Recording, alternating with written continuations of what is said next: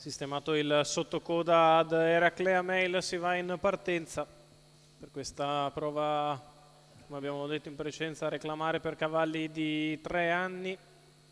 14 al via, l'1 Eva Key, 2 Eraclea Mail, 3 Ela Ediz, 4 Emily SSG, 5 Elmar, 6 Earthquake, in seconda fila 7 Hermes Gar, 8 Elodie Stecca, 9 Enjoy Key Call, 10 Electra, 11 Exit dei altri, 12 Escobar Jet, terza fila 13 Eli dei Greppi, 14 Epic Man.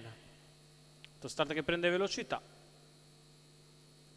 In 1 metro davanti Elmar nei confronti di Eva Key, al largo Emily SSG, poi Eraclea Mail, quindi dalla seconda fila Hermes Gar, precede Eli dei Greppi.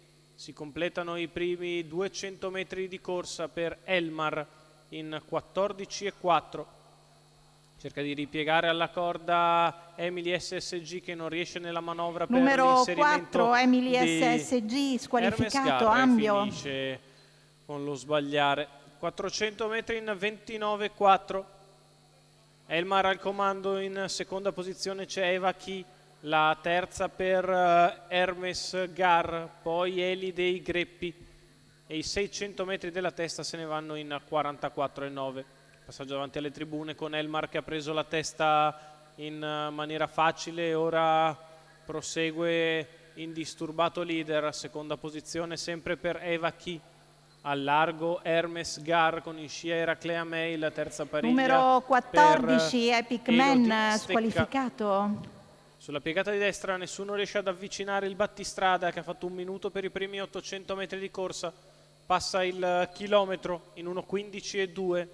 Elmar in vantaggio, Hermes Gar che prova ad impegnarsi all'esterno, arriva ad appaриgliare completamente Eva Key e cerca di portarsi su Elmar, poi in corda Eli dei Greppi, muove dalla pariglia invece Elodie Stecca, 400 dalla conclusione, 15,2 la retta di là, cerca la fuga Elmar da Hermes Gar e da Eli dei Greppi, mentre dopo il parziale ritorna indietro Elodie Stecca, la corda sempre Eva Key, la retta d'arrivo per Elmar che l'affronta in nettissima evidenza.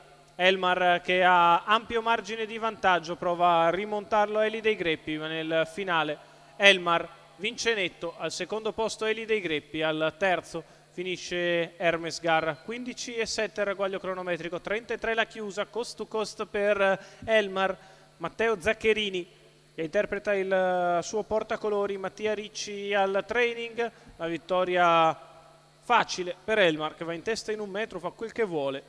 Nel finale mantiene nettamente la meglio su Eli dei Greppi che corre bene con il numero 13, viene a fare un buon arrivo a quota shock. Al terzo posto finisce Hermes Gar.